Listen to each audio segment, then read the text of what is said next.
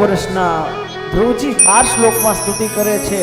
ભગવાન ખૂબ રાજી થાય છે. ભગવાન માંગવાનું કહે છે. શું જોઈ છે?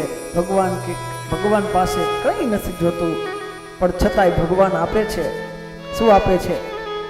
36,000 વર્ષ સુધી આ પૃથ્વીનું રાજ્ય, અને તે પછી ધ્રુવનો તારો ધ્રુવ બની અને આકાશની અંદર સદાને માટે સ્થિર થઈ જાય.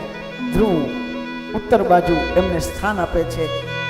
ઘરે આવે છે. પિતાને ખબર પડે કે ભગવાન પ્રસન્ન થયા છે.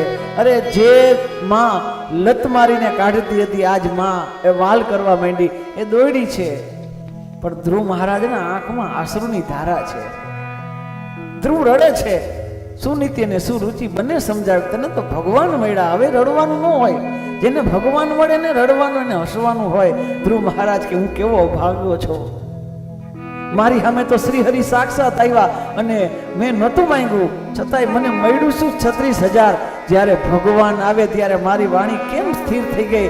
અરે મારે તો એને માંગવાના હતા, પણ એની બદલે રાજ્ય મંગાઈ ગયું. એટલે રડે છે કે જેને ભગવાન મળે એને બધું મળી જાય. ધ્રુવજીના લગ્ન થયા. શિશુમાર પ્રજાપતિની દીકરી ભ્રમી સાથે ધ્રુવ મહારાજના લગ્ન થયા છે. ઉત્તમ તો નાનો હતો અને યક્ષો એને મારી નાખ્યો. આવી બધી કથા છે. અંત સમયે ધ્રુવજી મહારાજને 36,000 વર્ષનું રાજ્ય પૂરું થયું અને જ્યારે જવાનો સમય આવ્યો, ભગવાનનું વિમાન આવ્યું છે લેવા અને કહે છે કે બેસી જાઓ. ધ્રુવ મહારાજ કે ના, મારે કેમ બેસી જાઓ? મારી માની ગતિ મને ખબર નથી કે મને જે માએ જન્મ આપ્યો એના હિસાબે મને ભગવાન મળ્યો, એ માને છોડીને કેમ જાઓ? અરે દેવતાઓ કેવા લાગ્યા કે ધ્રુવ મહારાજ, જેને તમારા જેવા દીકરા હોય ને એને ચિંતા કરવાની ન હોય. તમારા પહેલા તો તમારી માં સ્વર્ગમાં તમારી રાહ જોઈને બેઠી છે. આવો તમે ત્યાં.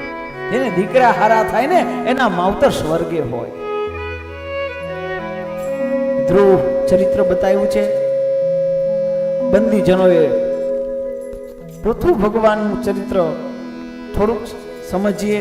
રાજા અંગને ત્યાં વેન અને વેનને ત્યાં ઋષિના હુંકારથી મરાયા અને એને ત્યાં ભગવાન સાક્ષાત પૃથુ ભગવાન બનીને આવ્યા છે. અને પૃથુ ભગવાનની પછી આગળ પ્રાચીન બહિર અને પ્રાચીર બહિરની હારોહાર પ્રચેતાઓની કથા છે. પ્રાચીન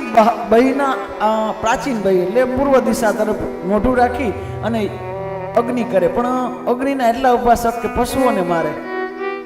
નારદજી આવે સમજાવવા, અને નારદજી સમજાવવા માટે એને પુરંજન